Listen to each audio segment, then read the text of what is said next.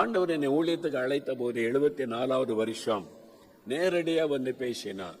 அப்போ நான் ஆண்டவரிடத்துல பல கேள்வி கேட்டேன். அப்ப எனக்கு பைபிள் அதிகமா தெரியாது, பிரசங்கம் பண்ணது 4 பேருக்கு முன்னால பேசக்கூட எனக்கு பயம். அது மாதிரி பயந்த சுபாவம் உள்ளவன், ரொம்ப பலவீனம் உள்ளவன். ஆண்டவரே, நான் வாலிப பிராயத்தில் இருக்கிறேன். வாலிபத்தின் பல காரியங்கள், ஆசாபாசங்கள், விருப்பங்கள் எல்லாம் எனக்குள்ள இருக்கிறது. நான் ஊழியத்துக்கு நான் என்ன செய்ய முடியும்? நான் உம்மை விட்டுட்டு ஒருவேளை சோதனை போராட்டம் வந்தா உம்மை விட்டுட்டு போய்விடக்கூடுமே, அது உமக்கு அவமானமா இருக்குமே, பல கேள்வியெல்லாம் கேட்டேன். நிறைய ஊழியக்காரங்க ஓடினவங்கள விழுந்து போயிட்டாங்கன்னு செய்தியெல்லாம் வருதே, அதுக்கு என்ன சொல்றீங்க? ஆண்டவர் ஒன்னு, நீ விழுந்து போன ஊழியர்களை ஏன் பார்க்கிற?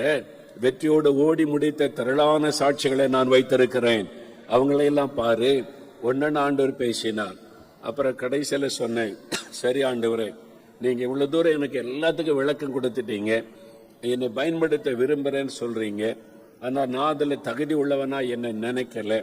நான் குறைவுள்ளவனாகத்தான் இருக்கிறேன், அது நான் பலவீனம் உள்ளவன். ஆனா ஒரு கண்டிஷன், நான் உங்க கையை பிடிச்சா நான் உங்களை விட்டு விடக்கூடும். ஒருவேளை இந்த உலகத்தின் சிற்றின்பங்கள், உலகத்தின் பிரச்சனை, போராட்டம், பயப்படுகிற சூழ்நிலை விட்டுட்டு போய்விடக்கூடும்.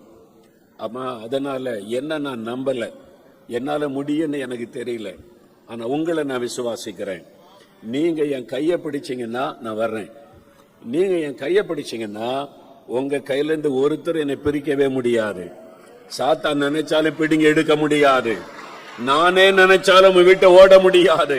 உங்க கை என்னை பிடிச்சு நடத்திட்டா போதும், நான் வர்றேன், எனக்கு அந்த கேரண்டி கொடுங்கன்னு சொல்லி ஆண்டவர் சிரித்தார்.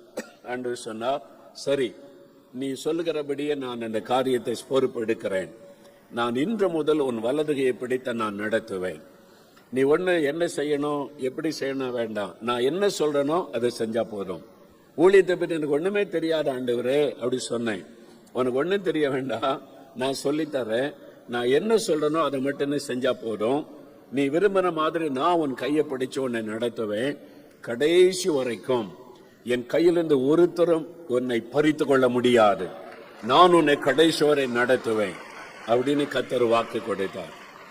பாருங்க, 50 வருஷத்துக்கு முன்னால, 74வது வருஷம், 50 வருஷத்துக்கு முன்னால கர்த்தர் வாக்கு கொடுத்தார். இந்த 50 வருஷம் நடந்த பாதையில அவருடைய கை என்னை விட்டு விடவே இல்லை. அவர் என்னை இதுவரைக்கும் நடத்தினார். இனிமேல் அவர் கடைசி வரை நடத்துவார் என்பதை நான் அறிந்தேன்.